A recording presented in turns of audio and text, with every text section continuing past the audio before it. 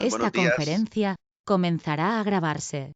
Espero que se encuentren muy bien en medio de esta coyuntura en la cual estamos. Es un gusto y un placer formar parte de esta iniciativa conjunta de los tres institutos, cuyo objetivo, pues, siempre tiene que ser estarnos fortaleciendo, estarnos capacitando en diferentes temas, algunos temas específicos en áreas de auditoría y otros temas que son bastante relacionados y necesarios para la formación. El día de hoy, pues vamos a hablar un poco de temas de gobierno corporativo, que es un tema medular y forma parte esencial de los modelos GRC, gobierno, riesgo y cumplimiento, que en muchas de las entidades financieras de los diferentes países a diferentes velocidades se han venido implementando. Entonces, vamos a hacer hoy pues una exposición.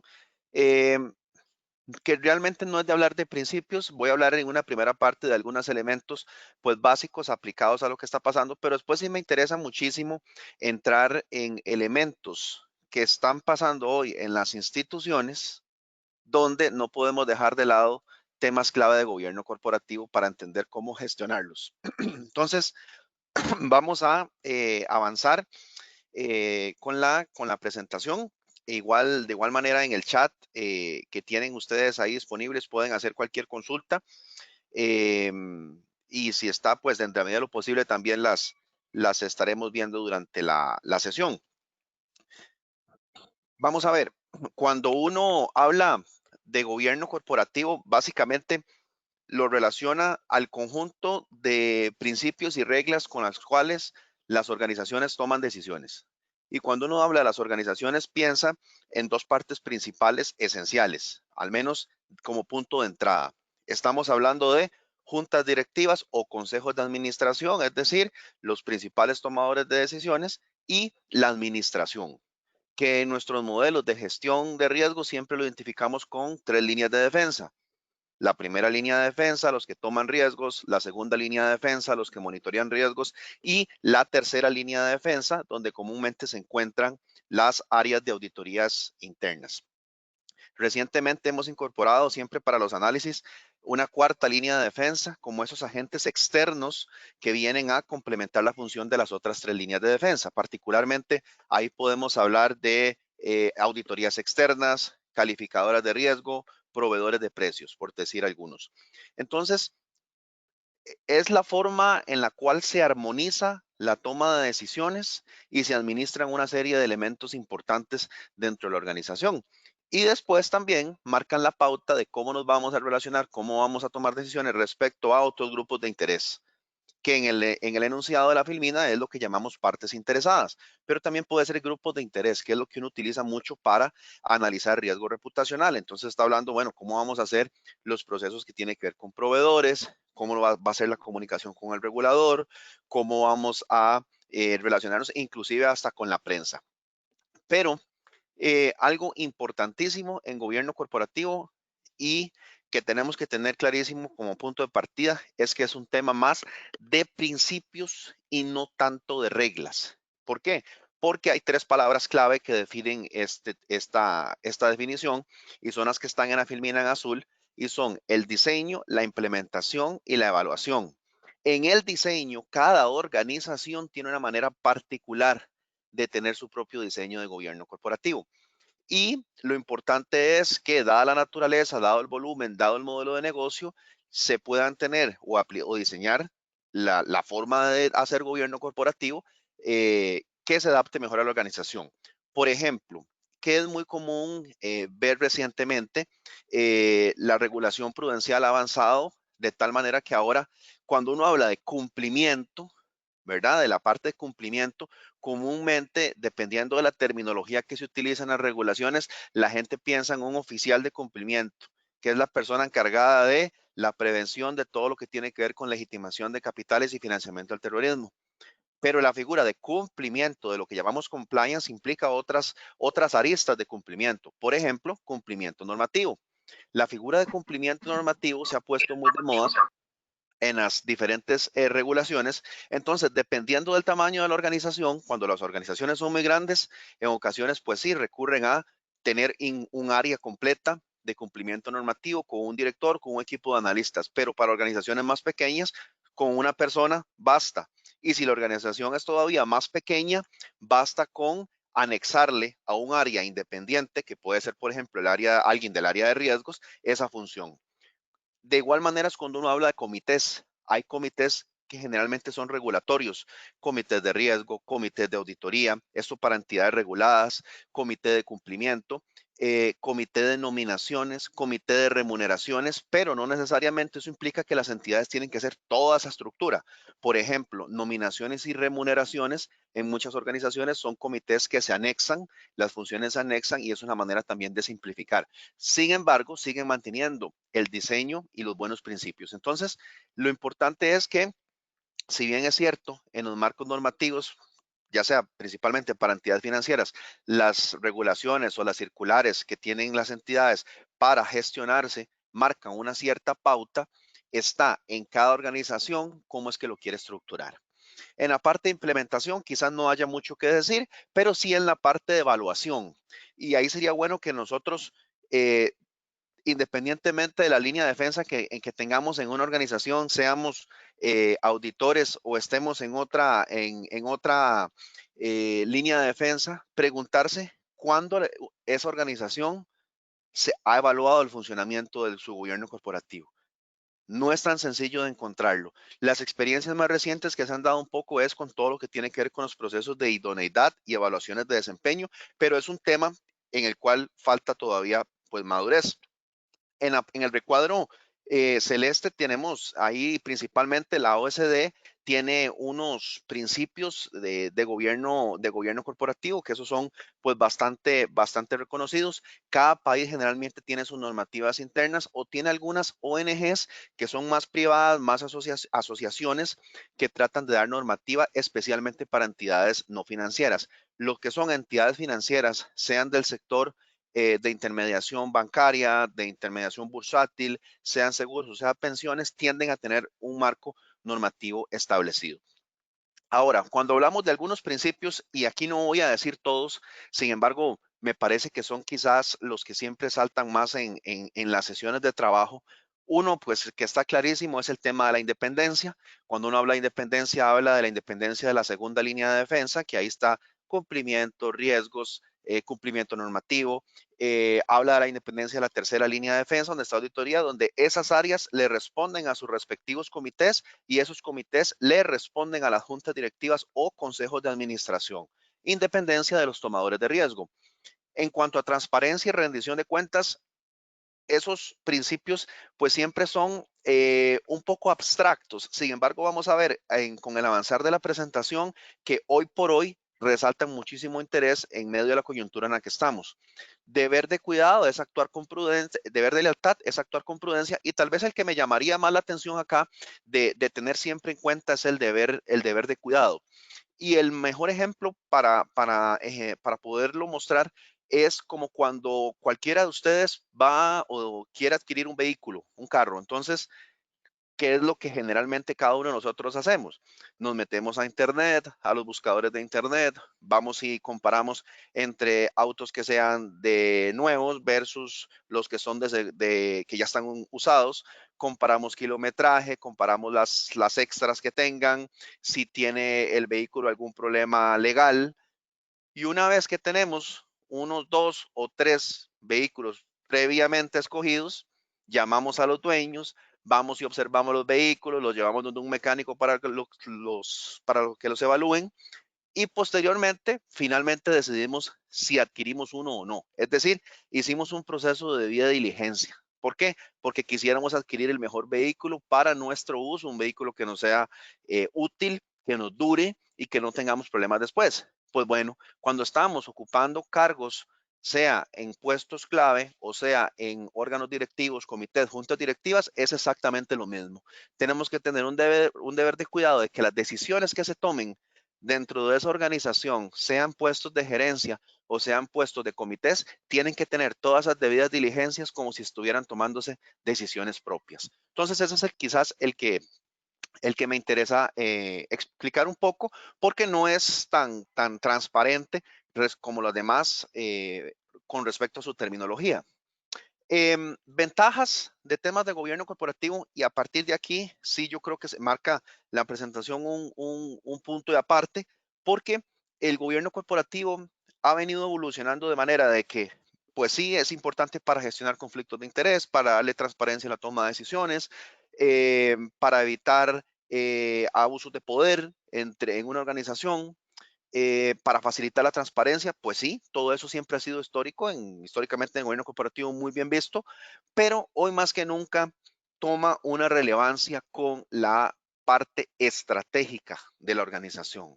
Entonces, la primera función que tiene una junta directiva o un consejo de administración es aprobar y supervisar, monitorear su propio plan estratégico. Esa es la primera función de cumplimiento desde el punto de vista del gobierno corporativo que ahora podemos identificar en esas juntas directivas. Aprobar esa estrategia, que es lo que está en el recuadro naranja, eso sí, de acuerdo a dos perspectivas, que son las dos perspectivas que nos van a acompañar siempre, que es la perspectiva de negocio, es decir, la rentabilidad, pero también la perspectiva de riesgo. Ahí está la gran diferencia. Por eso es que ahora hablamos de supervisión basada en riesgo. Por eso es que cuando una junta directiva hace un proceso de planeación financiera, que no lo hace sola, la hace con su equipo gerencial posiblemente, entonces cuando hacen las metas y sacan los indicadores, tenemos los indicadores de rentabilidad de las inversiones, rentabilidad sobre el capital, de eficiencia, de gasto, de diferentes proyectos, iniciativas. Eso está muy bien la proyección, pero paralelamente, debajo de esos indicadores de negocio, tenemos que tener los indicadores de riesgo. Y ahí es donde nos damos cuenta si lo que dice el negocio hace sentido con los niveles de riesgo que estamos asumiendo. Y es la mejor manera de poder aproximar lo que llamamos apetito de riesgo, que es decir, cuánto riesgo queremos tomar. Eso facilita muchísimo tomar decisiones dentro de la organización, garantizar la transparencia, promover el seguimiento continuo precisamente de ese plan estratégico basado en negocio y basado en riesgo, que nos da una mayor comunicación para tomar decisiones informadas pensando en el largo plazo de la organización, y como nos permite dar un monitoreo constante, también nos permite darle una mejora continua. Entonces, vean que desde el punto de vista estratégico, el gobierno corporativo es medular. Entonces, cuando las organizaciones hacen un plan estratégico, no es una cuestión que salga en 1 o 2 semanas. Son muchísimas reuniones las que hay entre los equipos de gerencia, ¿sí? Los equipos de comités, los equipos de directores, de juntas directivas, de consejos de administración, para finalmente sacar un plan de negocios, que no son solo elementos cuantitativos. Habla de la integralidad de una organización. También hay elementos cualitativos, porque cuando hablamos de temas que tienen que ver con talento humano, como por ejemplo los planes de carrera de los colaboradores, las evaluaciones de desempeño que van a tener estos, los procesos de nominación. Estamos hablando también de temas que tienen que ver con gobierno corporativo, que son parte integral de la organización y que no necesariamente se traducen en un número. Entonces, vamos a avanzar aquí. Algunos temas los voy a mencionar muy rápidos, pero yo creo que siempre son importantes porque en los diferentes países se avanza a diferentes velocidades. Por ejemplo, en el caso de lo que es intermediación financiera, lo que es la parte bancaria, la parte cooperativa, la parte de microfinanzas, donde hay regulación en estos campos, pues todo precede del marco internacional de Basilea, todo lo que es el Basilea 1, 2 y 3, pero bien sabemos que cada uno de nuestros países ha venido avanzando en diferentes velocidades y en diferentes tiempos. Por ejemplo, Basilea 3, que nace en el año 2008, cuyo principio principal fue temas de liquidez. En Costa Rica, por ejemplo, recuerdo que la normativa salió en el 2000, más o menos en el 2013, me parece que en Nicaragua creo que fue en el 2015, en Honduras en el 2017. Es decir, los países han ido tomando a diferentes velocidades normativas. Cuando uno habla de riesgo operativo, que eso viene desde el 2004 en Basilea, ningún país, al menos de nuestra región, ha avanzado del modelo básico, por ejemplo, el riesgo operativo, que es basado en un porcentaje para poder tener cuánto se requiere de capital.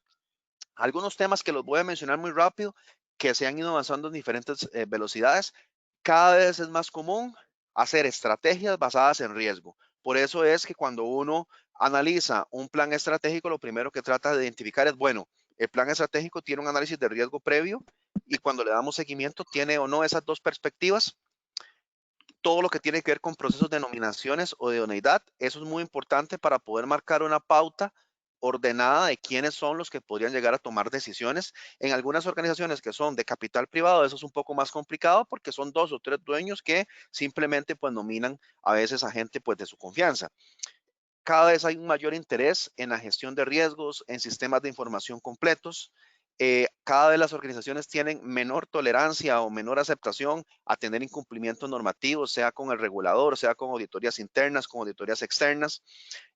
Todo esto ha provocado mejora en los procesos de toma de decisiones y un mayor seguimiento al papel y al rol que tienen las auditorías tanto internas como externas. Últimamente también hemos venido viendo una actitud cada vez más preventiva y este punto 8 se puso de moda en los últimos 3, 4 meses con el tema de la pandemia, que es lo que tiene que ver con los planes de continuidad y de negocio, ¿verdad? Porque de pronto muchos de esos documentos ya estaban. Cuando uno habla, por ejemplo, de planes de contingencia, en muchas organizaciones, principalmente las financieras, ya tenían un plan contingencia liquidez, donde un plan contingencia liquidez sabemos que tiene un equipo de gestión de crisis, que tiene estrategias de financiamiento, indicadores de alerta temprana, pero muchas veces ni siquiera hacíamos los simulacros y de pronto nos topamos con una realidad donde nos dicen que una gran parte de las carteras no nos iban a poder pagar sus cuotas de los créditos y las tesorerías podían entrar en algún problema. Entonces, eh, lo importante de esto es echar a andar estos planes y yo creo que si hay los que no los han puesto a prueba, pues hoy más que nunca les ha tocado. Y aquí en este punto 9 sí voy a enfatizar muchísimo porque me parece una situación delicada de cómo se puede estar manejando en las organizaciones hoy, que es el manejo de excepciones y desviaciones. Y finalmente la búsqueda de la mejora continua y la autoevaluación. Vamos a ver, quisiera enfatizar en el punto 9. Quisiera enfatizar en el punto 9 porque cuando estamos acostumbrados, por ejemplo, a ir a revisar el monitoreo que se le da a indicadores, entonces estamos acostumbrados, yo no sé si a ustedes les ha pasado a los famosos tableros de riesgo, ¿verdad? Que tienen los colores del semáforo, verde, amarillo y rojo. Entonces, si está en verde, decimos que está de acuerdo al apetito, todo está muy bien. Si está en amarillo, decimos que hay una ligera desviación, pero se tolera. Y si está en rojo, ya decimos que desbordó completamente el límite. Entonces, cuando hicimos la plana, esos indicadores, que es la perspectiva de riesgo, siguiendo lo que acabo de decir hace un par de filminas, debe haber salido también, debe estar ligado a el plan estratégico. Y en nuestro marco de gobierno corporativo, generalmente dijimos que si el indicador se ponía en amarillo o se ponía en rojo, se tomaban o planes de acción o había que activar contingencias. Eso es lo que tenemos escrito posiblemente hasta hace 3 meses. Entonces, resulta que llega el tema de la pandemia, todas las cadenas de valor se vienen para los suelos, todos los riesgos se empiezan a activar, entonces es muy posible que esos tableros que estamos acostumbrados a ver en verde, hoy por hoy estén la gran mayoría en amarillos o en rojo. Entonces entramos en un conflicto y principalmente las entidades, e incluso las que son reguladas, entran en un conflicto porque entonces tenemos que ponernos de acuerdo. Teníamos escrito antes que si se ponían en amarillo o en rojo había que tomar acciones, ¿sí? Y ahora resulta que todos están amarillo y están rojo. La pregunta es, ¿tomamos acciones? Hay varios caminos que he visto recientemente. Algunas entidades toman acciones, otras cambian límites para que todo vuelva a estar en verde, u otras hacen uso, y es lo que yo quisiera tal vez aquí explicar un poco, de el manejo de las excepciones. ¿Por qué? Vamos a ver, no perdamos de vista que cuando dijimos que si se ponían amarillo o en rojo tomábamos acciones, lo hicimos pensando en ese ejercicio de planeación financiera que duramos no sé cuántas semanas haciéndolo y eso era bajo condiciones normales de mercado. Es decir, tomábamos acciones bajo un escenario de condiciones normales. Hoy por hoy esa no es la realidad. Hoy por hoy todos los riesgos están activados. Entonces, tomar decisiones hoy, a pesar de que lo habíamos dicho hace 3 o 4 meses, más bien puede ser contraproducente para la organización. Pero hoy más que nunca es importante que eso quede de esa manera, razonado, de esa forma, en las actas y en la toma de decisiones que se están tomando en las organizaciones. Porque el día de mañana viene un regulador y dependiendo del analista que le va a tocar a la organización, pues puede entrar en un entredicho de por qué no se tomaron ciertas decisiones. ¿Por qué puede ser no óptimo tomar decisiones. Supongan ustedes que ustedes manejan cierto portafolio de inversiones. Hoy por hoy las inversiones, los precios de las inversiones más que nunca se están moviendo. Los indicadores de valor en riesgo, de riesgo de precio, están poniéndose todos en rojo. Tienen muchas pérdidas de capital y tal vez la salida sea, tenemos miedo, vendamos ya. Pero eso implicaría materializar pérdidas. Quizás lo mejor sea esperarse. La segunda opción, cambiar de límites en medio de condiciones de tanta incertidumbre, no es recomendable porque tampoco estamos, no sabemos todavía cuáles van a ser esos nuevos niveles de normalidad, si es que existe esa palabra, para los cuales la entidad se gestionaría. Pero juntas directivas o consejos de administración, que esos sí son principios de gobierno corporativo, tienen que tener aprobados hoy por hoy mecanismos bajo los cuales toman excepciones en la organización. Y ojo ahí, porque no todo puede ser una excepción tampoco. Entonces, desde el punto de vista de auditoría, independientemente de las decisiones que esté tomando la organización, lo importante es que se esté apegando a ese principio de manejo de excepciones que ya de por sí tenían aprobados, porque también, como les decía, no todo se puede convertir en una excepción. Vean que me he enfocado mucho en temas de estrategia. ¿En qué cambió esto? Bueno, que se viene el tema del COVID, entonces básicamente hemos tenido un estire y encoge entre cada una de estas dos imágenes, ¿verdad? Por un lado un confinamiento y por otro lado los diferentes procesos de apertura. ¿En qué nos cambia esto la nueva realidad? Bueno, de momento la gente al principio creyó que iban a ser 3, 4 semanas, pero por ahí de mayo yo me encontré este estudio, un estudio del Fondo Monetario Internacional, donde explicaban, bueno, la línea amarilla es a dónde iba a quedar la economía, que pronosticaba cerca de un menos 3% que iba a decrecer en el mundo. Entonces, basado en eso, la mayoría de los ejecutivos comenzaron a reajustar sus proyecciones, pero resulta que nos decían que si había un retraso en la contención, que es la línea celeste, de aquí a final de año iba a haber un decrecimiento adicional del 3% y si habían brotes adicionales, esa línea celeste podía pasar a ser la roja. Es decir, desde un menos 3 hasta otro menos 3, estamos hablando de menos 6 e inclusive un 5% adicional. Entonces estamos hablando de que por eso podría llegar a cifras del 8-9% de crecimiento en el mundo. Entonces, ya ahí la planeación y las decisiones que vamos a tener que tomar tienen que ser muy rápidas, pero muy informadas.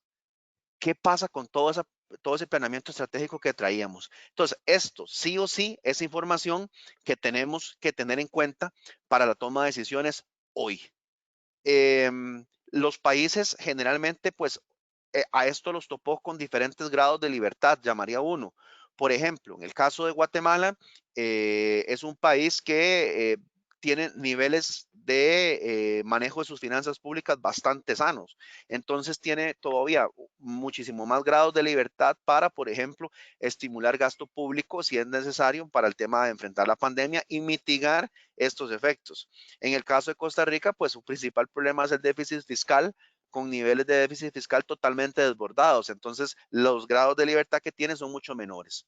Pero entonces, devolvámoslo a la realidad de cada una de las empresas. Y aquí donde vienen los principales pues, tips que quisiera desarrollar hoy sobre temas clave que se están dando de gobierno corporativo en tiempos de crisis.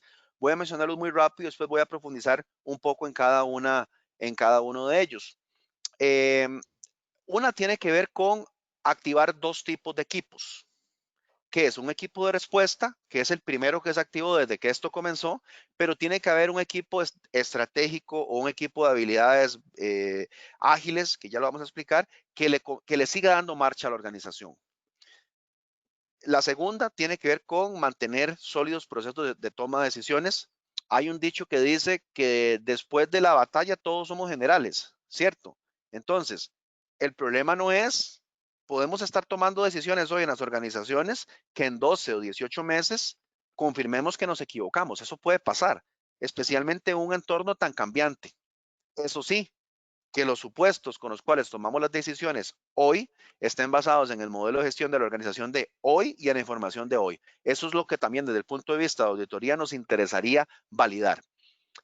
La tercera tiene que ver con continuar promoviendo el beneficio de la empresa en el largo plazo, la voy a analizar más adelante. La cuarta es fundamental, el monitoreo constante y fundamentado, porque los números están cambiando cada vez más. En abril se dijo que el mundo iba a crecer un -3, en junio ya no se dijo que no iba a ser -3, que iba a ser -5.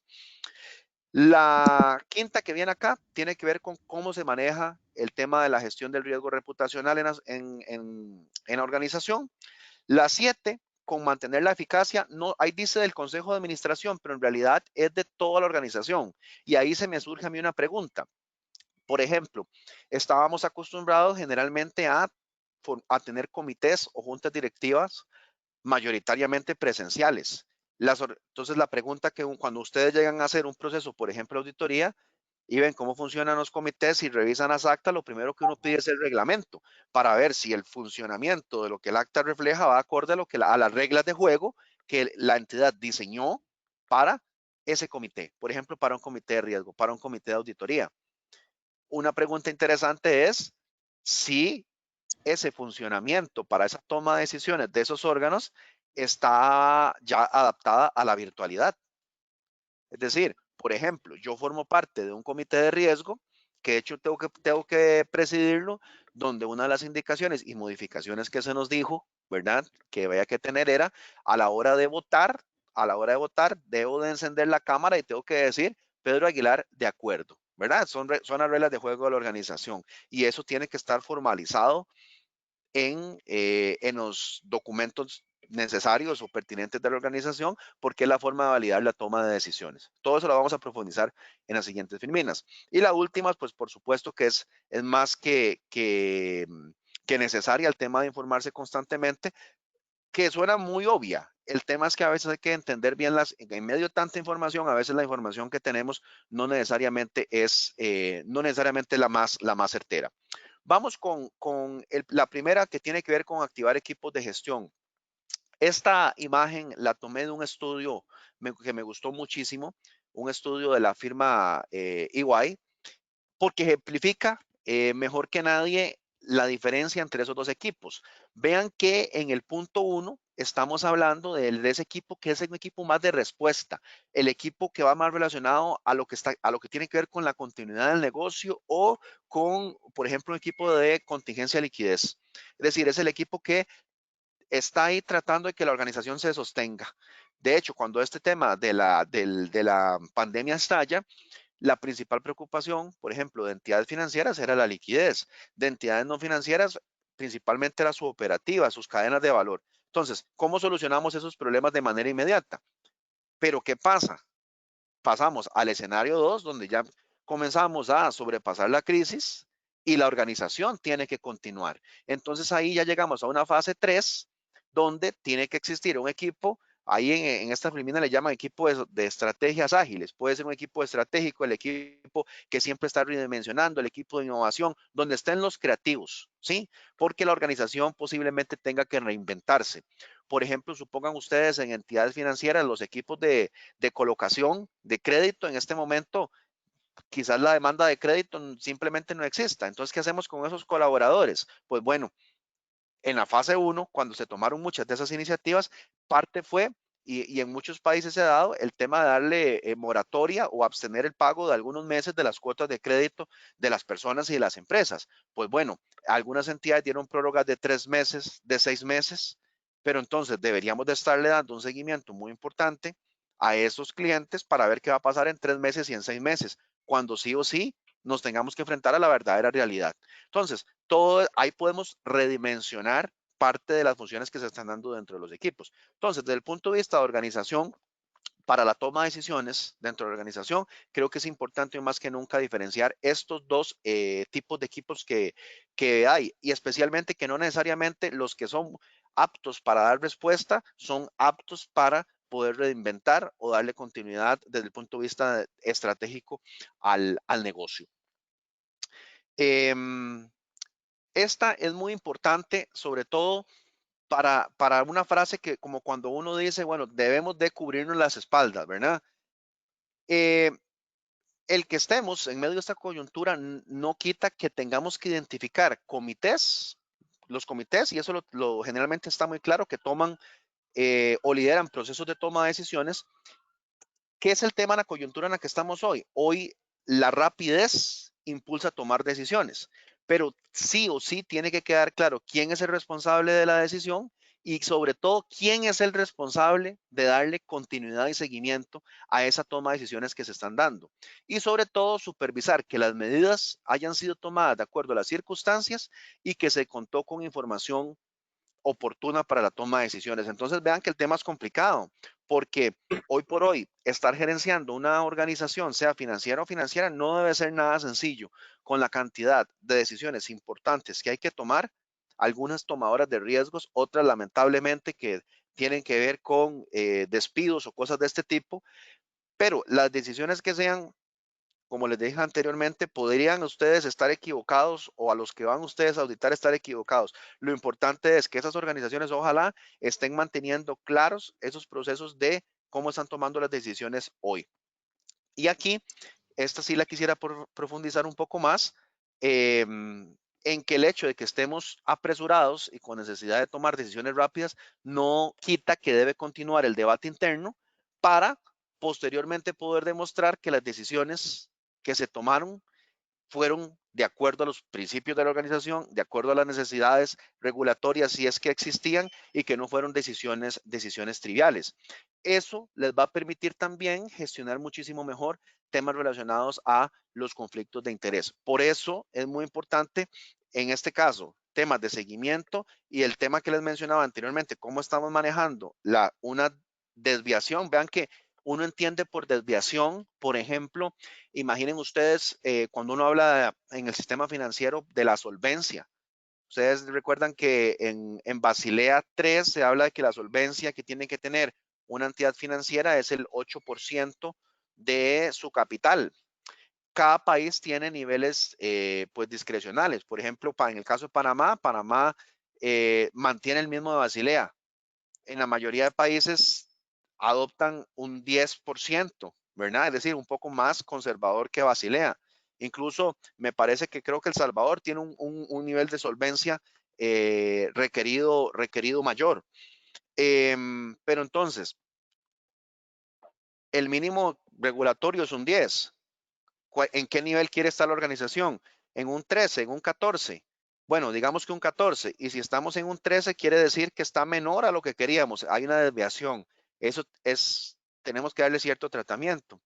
Entonces, cuando hay una desviación, viene un plan de acción. Pero también podríamos hacer una excepción, que una excepción es, creo que no vamos a hacer nada, porque aunque quisiéramos hacer algo, las coyunturas no nos lo permiten. Eso es una decisión súper delicada. Estamos hablando sobre el capital capaz de soportar una serie de riesgos que está menor al que queríamos. Y estamos diciendo que no vamos a hacer nada. Y tal vez sea lógico hoy no hacer nada. El tema es cómo lo documentamos. ¿Cómo lo documentamos? No solo para la toma de decisiones propias, sino también para eventualmente enfrentarnos a un regulador.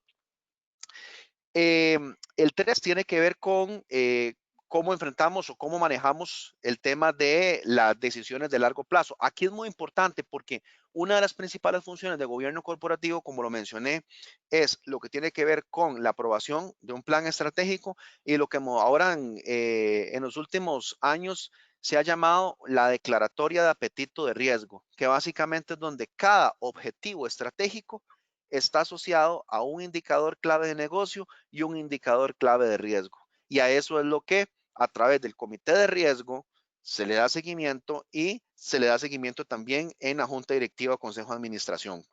Entonces, ojo, la número 2 decía tomar decisiones informadas de acuerdo a la coyuntura, pero sin olvidar los principios o los objetivos de la empresa. Entonces, sí o sí tenemos que visualizar a la empresa en el largo plazo. ¿Para qué? Para evitar decisiones que aunque pudieran estar muy bien intencionadas, pueden complicar a la organización en el corto plazo. Y aquí, por ejemplo, yo he tenido algún tipo de experiencias. Por ejemplo, en Costa Rica es muy fuerte el sector cooperativo, el sector de las cooperativas. Y no en todos los países las cooperativas forman parte del sector regulado. Aquí sí, aquí tienen exactamente la misma regulación que tiene un banco privado o un banco estatal. Pero ¿qué es lo que pasa? Las cooperativas también tienen un tema de su filosofía cooperativa, el ADN cooperativo, e inclusive tienen por ley un comité de educación, un comité de vigilancia, que tiene algunas funciones similares a la parte de auditoría, pero entonces, cuando sucede el tema de la crisis, todos los asociados, que no se llaman clientes, se llaman asociados de la cooperativa, lo primero que se les viene a la mente es, bueno, entonces ahora la cooperativa no nos va a cobrar intereses durante los próximos 6, 7, 8 meses por el tema de la pandemia, porque así es la filosofía cooperativa. Entonces ahí tiene que haber un equilibrio muy condensado para la toma de decisiones, porque claramente el primero que protestó ante una idea de esas fue el financiero, el tesorero de la organización, porque evidentemente puede desestabilizar muy fácil a la organización. Y aquí es muy importante el rol también que institutos como los, ya sea el instituto de cada uno de los diferentes países o las organizaciones también puedan tener una posición de bloque en común, porque en este momento también los políticos están tomando decisiones donde a veces no necesariamente toman en cuenta estos efectos. La 4 tiene que ver con monitoreo constante y fundamentado. Esta es importantísima y por eso les decía que cómo estamos formalizando el tema de la toma de decisiones. Antes estábamos acostumbrados y cuando llegábamos a auditar, entonces pedíamos las actas, que generalmente comités o juntas directivas que se reúnen mes a mes. Quizás eso no sea posible hoy.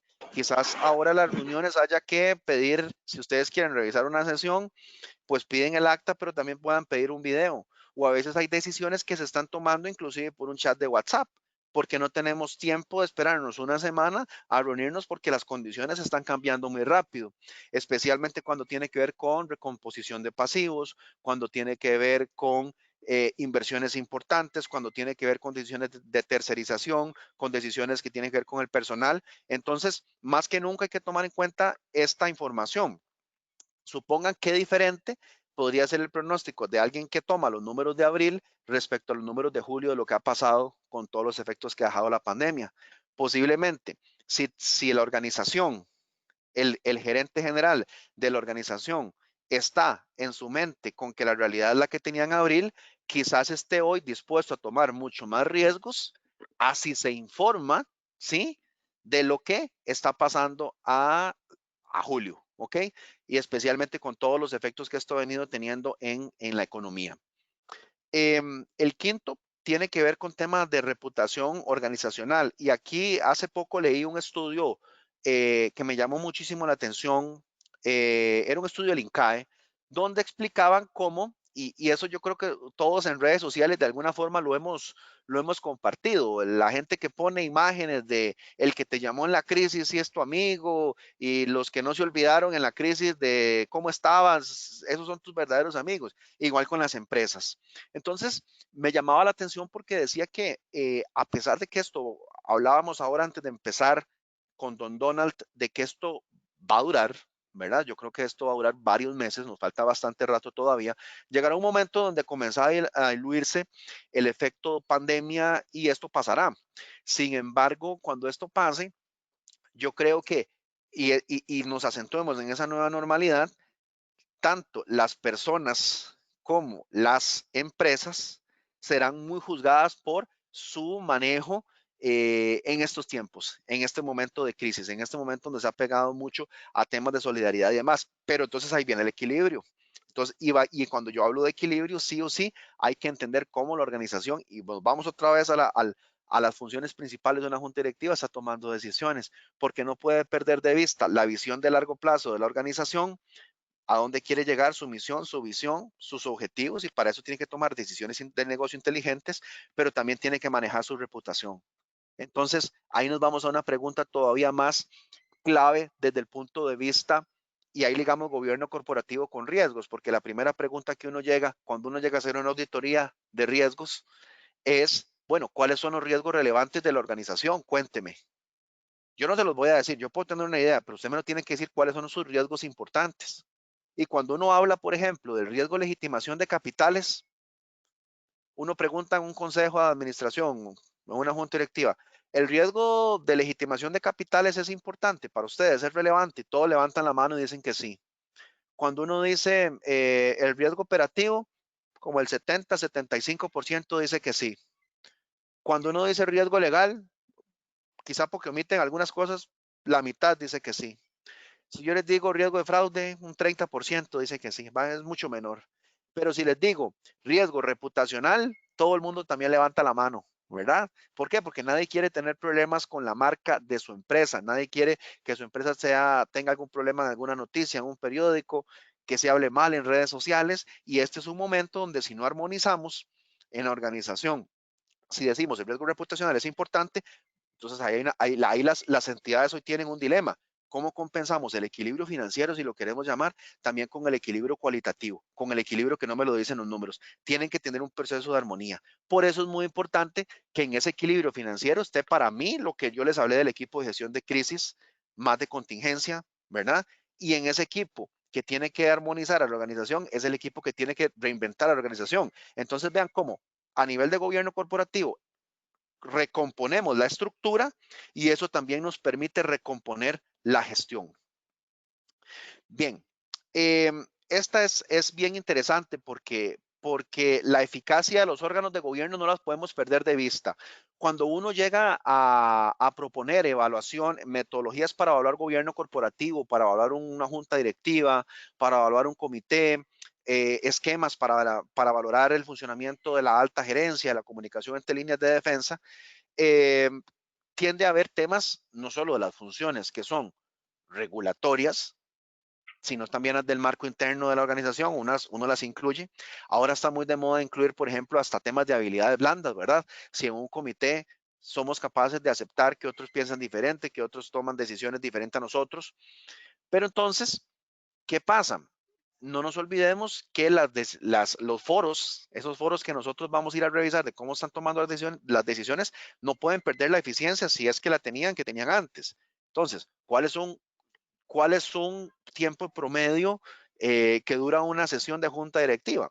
Cuando a uno le dicen que una junta directiva es a las 9 de la mañana y son las 3 de la tarde y que duraba 2 horas, que era de 9 a 11 y son las 3 de la tarde y no hemos salido, esa institución tiene un serio problema de eficiencia. O no se están administrando bien los tiempos de agenda o el presidente del comité no está ejerciendo bien su rol, ¿sí? O como cuando un tema que es medular en este momento. Ojo que he dicho que hay que tomar decisiones complicadas, rápidas e informadas. ¿Y qué pasa si me pasan información a las 11 de la noche para el comité a las 8 de la mañana y yo tengo que votar ahí, tengo que tomar una decisión? Entonces, esa eficiencia tenemos que continuarla promoviendo. Es decir, esto no implica un relajamiento en las sanas prácticas que ya traíamos o que deberían hacerse. Por supuesto que esto no quita lo que mencioné anteriormente, que es un tema de flexibilidad entre la organización, porque claramente habrán temas que hay que resolver de hoy para mañana o de hoy en la mañana para hoy en la tarde. Por supuesto que sí, pero eso debería ser la excepción, no debería ser lo más común. Y finalmente, el tema del asesoramiento oportuno yo creo que es muy importante. A mí me ha gustado mucho cómo han avanzado las regulaciones ligando los tres principios, ligando los principios de gobernanza, los principios de gestión de riesgos y los principios de cumplimiento, porque es una manera de armonizar a las líneas de defensa. Recuerden que una junta directiva, un consejo de administración, independientemente del nombre que tengan, hoy más que nunca debe ser una máquina para toma de decisiones. Por eso es que tienen que ser comités expeditos, rápidos, ágiles.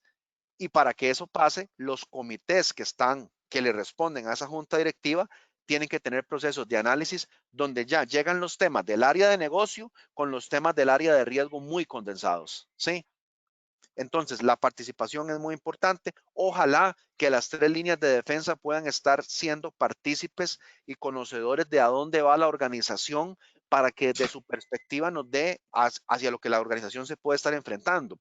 Y ahí depende mucho del nivel de madurez de cada institución. Por ejemplo, a mí me parecería espectacular que en una discusión estratégica o en una decisión importante que puede implicar un nivel de exposición importante, la decisión no pase solo por la primera línea de defensa, no solo pase por el área de negocio. Ojalá esté ahí el encargado del área de riesgo, que es el que entiende supuestamente los riesgos relevantes y que los puede medir.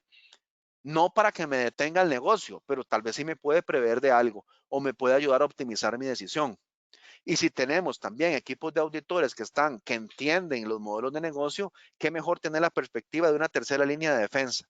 Hay organizaciones que son un poco más celosas en el tema y cuando toman decisiones de negocio y estratégicas son solo las primeras líneas de defensa y al final es informativo lo que le llega a riesgo o lo que le llega a las auditorías. Bueno, son modelos de gestión, pero ojalá podamos avanzar hoy más que nunca para tener esa visión integral. Cada quien desde su línea de defensa puede dar puntos de alerta o puntos de cómo tomar mejores decisiones. Y eso no quiere decir que ni riesgos ni la auditoría están perdiendo independencia.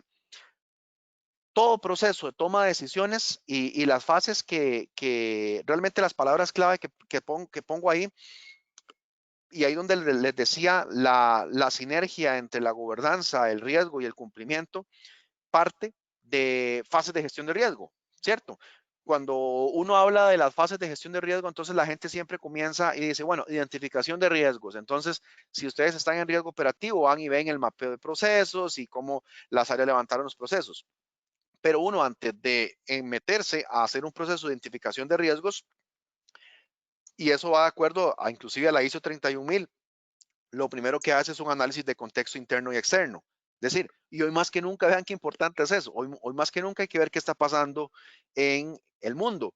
Ayer veía un programa donde decían que la Florida se está convirtiendo en el epicentro del contagio del coronavirus, ¿verdad? Entonces en Estados Unidos, que es nuestro principal socio comercial a nivel regional, eh, está metido en un problema y está en año electoral.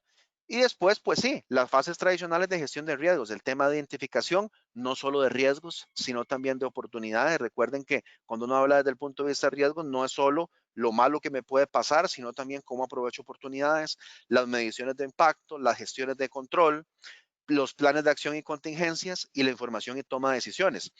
Otro punto importante desde el punto de vista de gobierno corporativo es que recordemos que todo el seguimiento de pendientes que se venían dando y ahí tenemos que tener la apertura para poder entender qué viene haciendo la organización con esto. ¿Por qué? Tal vez habían pendientes o hallazgos u observaciones de las auditorías internas y externas, ¿cierto? Y eso tenía plazos para cumplirse. Pero creo que este es un momento para entender, y ojo que también lo mencioné que era uno de los temas en que se venía avanzando bastante, cómo la organización viene tratando los temas de requerimientos de las líneas de defensa, de los pendientes, que no les gusta el incumplimiento normativo, pero quizás hoy las organizaciones, la capacidad que tengan para atender esos pendientes no sea la misma que tenían hace 4 o 5 meses y quizá haya que reacomodar esos plazos. Entonces, eso es otro tema importante que hoy deberíamos como desde el punto de vista de auditoría, de tener un entendimiento muy claro, muy directo, ojalá muy a conciencia con los que tienen que tener esas mejoras en la organización, porque quizás las prioridades hoy, en medio de la coyuntura en la que estamos, pues pueda ser otra. Pues bien, esto era un poco lo que quería por el día de hoy, compartirles. Voy a cerrar con algunos otros temas que es muy rápidos para dar un espacio a que también pues puedan evacuar alguna consulta, algún comentario que quisieran compartir o experiencia que hayan estado viendo, porque estoy seguro que en el foro hay personas que hoy por hoy están tomando decisiones, hay otras que están monitoreando las cosas, hay otras que están auditándolo. Entonces yo creo que la perspectiva y depende mucho también del giro de negocio del sector en el cual están. Otros temas que siempre son importantes, pues todo lo que tiene que ver con definición de riesgos relevantes es una palabra clave en la cual cuando uno llega a una junta directiva debería decir los riesgos relevantes, los directores deberían de tener los mismos riesgos relevantes, que son los riesgos relevantes con los cuales se gestiona la organización, que son la guía fundamental para gestionar y tratar de vincular cada una de las iniciativas estratégicas que existan. Y después, otra de estas que quisiera capturar de las que están acá es la interacción entre comités. Hoy más que nunca es muy importante que los comités estén entendiendo. Primero, para que no estén duplicando porque no tienen mucho tiempo. Segundo, para que los procesos de decisiones sean muy ágiles. A veces cuando uno llega a un comité y me ha pasado recientemente, hay que dar respuestas de estímulo. El equipo de respuesta de contingencia tiene ya estrategias claras. Las lleva a un comité de riesgo y es hasta el comité el primer momento donde el área de riesgos vio el tema. Pues temas así no se pueden resolver porque al comité tienen que llegar ya las posiciones consensuadas entre los tomadores de riesgo y los que están monitoreando y ojalá también de los que lo controlan. ¿Para qué? Para que el proceso de armonía de toma de decisiones sea más claro de cara a la junta directiva. No olvidemos también que estamos en un momento donde posiblemente las estructuras se están redefiniendo. Entonces, ahí la gran pregunta es, ¿cómo hacemos para poner de acuerdo a la estrategia que es de largo plazo que traíamos basado en ese planeamiento de hace muchos meses en medio de un momento donde muchos sectores en los que estamos están en cero? O sea, ¿cómo lo ponemos de acuerdo? Entonces, ahí la principal recomendación es de todos los indicadores clave, sean los KPIs, sean indicadores de riesgo, sean indicadores de negocio que tenemos, hay tres realidades para indicadores hoy en esta transición. Hay indicadores que nunca vamos a sacrificar, que son los indicadores, digámoslo de alguna manera, más críticos de la organización, ¿sí? Hay indicadores que tenemos o tendremos que sacrificar y eso es importante entenderlo para preparar a la organización en lo necesario. Se me viene a mí a la mente entidades, por ejemplo, que van a tener pérdidas por créditos, por clientes que no les van a pagar. Aunque les hayan dado prórrogas, llegará un momento donde las prórrogas se vencen y eso hay que reflejarlo en estimaciones, ¿sí? Y hay indicadores que hay que redimensionar, Por ejemplo, las estructuras de cobranza de una entidad financiera, esos indicadores posiblemente ya no tengan sentido. Entonces, esa es una manera también de ir reacomodando lo que queríamos de largo plazo con la coyuntura en la cual tenemos, sin perder, mucho ojo, sin perder esa esencia que desde el punto de vista de toma de decisiones tiene que seguir siendo transparente, tiene que seguir siendo crítica y tiene que seguir siendo de acuerdo a lo que ya la organización tenía establecido. Pues bien, de mi parte, ya con esto concluyo la presentación. Ahí pues igual la presentación ya yo se las pasé a los compañeros de los institutos para que se las puedan hacer llegar. Ahí tienen mi correo, en el cual pues, y mi número ese es el número de WhatsApp también, por cualquier consulta que quisieran pues tener, sea en este momento o en adelante, estoy para servirles. Don Donald. Muchas gracias, Pedro. Tenemos preguntas por el chat. Wanda nos dice, buenos días, don Pedro. ¿Qué opina de incluir los planes de continuidad de negocios en el análisis del plan estratégico por el gobierno corporativo? Sí, ahí generalmente depende de la regulación, pero una de las funciones que viene delegada en la junta directiva o consejo de administración es aprobar el plan de los planes de contingencia y los planes de continuidad. Es decir, eso es una de las funciones principales de una junta directiva. Entonces, efectivamente, a la hora de hacer el plan de negocio, deberían de entenderse cuáles son las principales actividades críticas de ese planeamiento financiero que deberían de estar ligadas a los planes de continuidad que estamos aprobando. Y eso forma parte igual de la estructura de gobierno corporativo, porque tiene ese plan de continuidad de negocio o de contingencia. De igual manera tiene todo un diseño que se actualiza, que hay que ponerlo a prueba, ¿verdad? Hay que hacer simulacros, hay que analizar resultados, los resultados tienen que ir otra vez a los comités y juntas directivas y tal vez lo que no esté pasando tan bien, que eso es lo ideal, lo podamos corregir. ¿Para qué? Para que cuando las cosas efectivamente sucedan, la organización tenga una mejor capacidad de respuesta. Walter pregunta, en su experiencia, ¿qué países son los más avanzados en temas de gobierno corporativo y compliance? Esa pregunta es muy interesante porque si yo podría dar una pregunta, podría dar una respuesta muy sencilla y que todo el mundo diría, sí, Pedro tiene razón.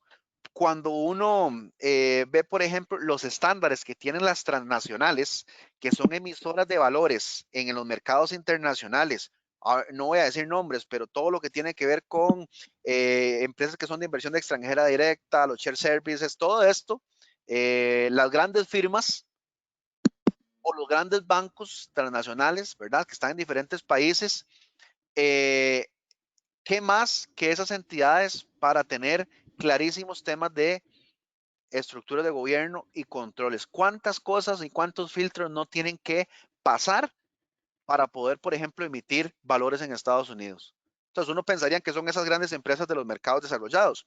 Sin embargo, una cosa es la teoría y otra cosa es la práctica, porque recuerden ustedes que en el 2008 los principales problemas que se dieron por la crisis del 2008 tuvieron que ver 100% con temas de gobierno corporativo, ¿verdad? Recuerden cómo en el 2008 en Estados Unidos, el que era presidente de la Fed, ¿verdad?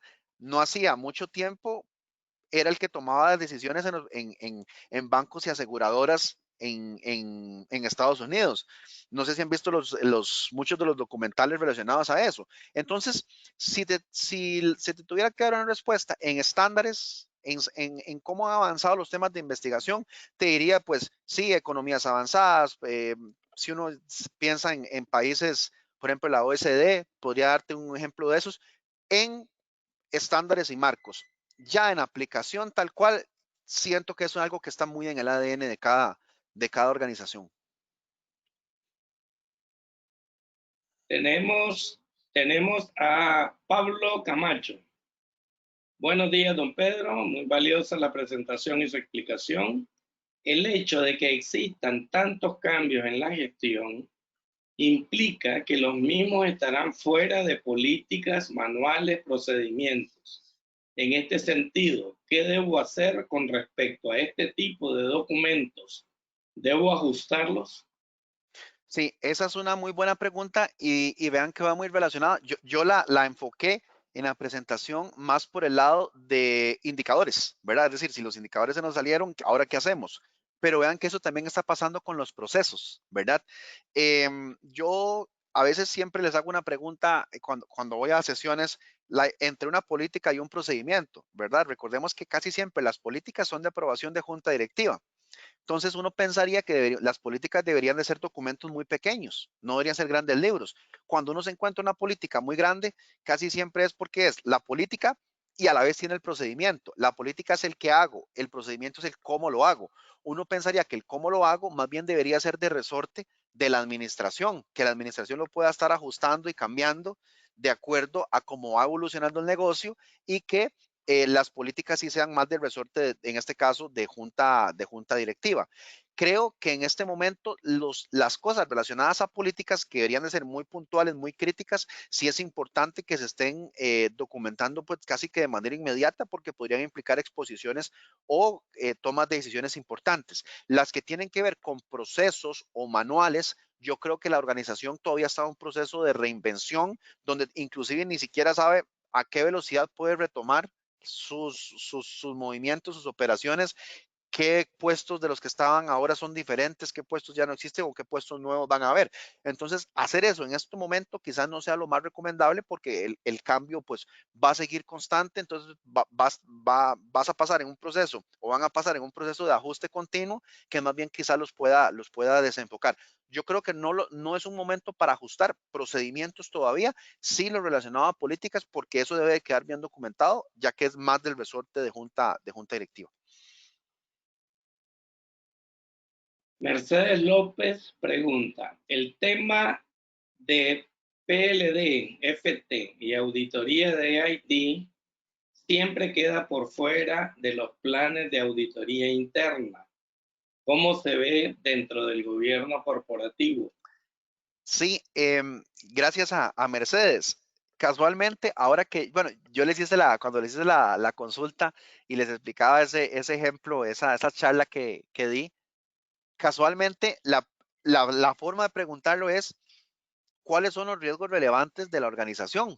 Es decir, si nos dicen que el riesgo de legitimación de capitales y el riesgo tecnológico es relevante, esperaríamos que sean riesgos que periódicamente monitorea el área de riesgo en como segunda línea de defensa y que tiene que estar en los planes de auditoría del equipo de auditoría, porque esa sería la forma en la cual entendemos que la auditoría interna de la organización está pegada al negocio.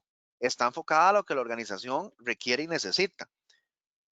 ¿Por qué? Porque ya la organización lo definió como riesgos relevantes. Entonces, sí, dentro de dentro de los mismos principios de gobierno corporativo, las mismas funciones de auditoría enfocadas al entorno de la realidad del negocio. Es decir, supongamos, por ejemplo, si nosotros definimos el riesgo de liquidez, el riesgo de crédito operativo, legitimación de capital y como los riesgos críticos, claves, medulares, importantes, me costaría pensar que la auditoría se vaya a enfocar en riesgo de concentración y en riesgo y en otro tipo de riesgos que para la organización no son relevantes, ¿verdad? Eso sería una auditoría que no está enfocada en lo que la organización necesita. E inclusive, si ustedes llegan a auditar una organización de esas, posiblemente hasta la primera y hasta la segunda línea de defensa les digan que la auditoría no les está contribuyendo porque está enfocada en temas que no son importantes para la organización. Pero sí, y eso forma parte de la armonía, como les decía, entre líneas de defensa. Por eso a mí me gusta que ojalá el auditor, no para que vaya a decidir, pero que entienda dónde va el negocio cuando está la discusión del planeamiento financiero que va a aprobar vía gobierno corporativo la junta directiva, para que entienda a dónde van a estar los nuevos productos, a dónde van a estar los nuevos servicios y pueda reestructurar sus planes de auditoría. Carlos Sigüenza. Buenos días, excelente presentación. ¿Qué estrategias generales o decisiones considera que hoy más que nunca deben tomar en cuenta los gobiernos de las CACs? Sí, nada más ahí, me disculpan, ¿qué es CACs? Se hace. Sí, no conozco el término. Don Carlos, a ver si nos aclara, por favor. Ok, las cooperativas. Excelente, sí. De hecho, les decía que vamos a ver. Hay algo interesante. Las cooperativas tienen la gran diferencia de las cooperativas, ¿verdad? Se da que a diferencia de un banco privado, ¿verdad? Si en un banco privado los dueños del banco somos don Carlos, doña Anielka y yo, simplemente nombramos a la junta directiva y nos ponemos de acuerdo y en un lobby tomamos la decisión. Las cooperativas no. Las cooperativas tienen un proceso de elección popular, ¿verdad? Con sus respectivos delegados, bajo lo cual nombran a los miembros directores de los consejos de administración. Creo, y por eso retomo la primera idea que mencionaba al principio, no es un tema de reglas, es un tema más de principios.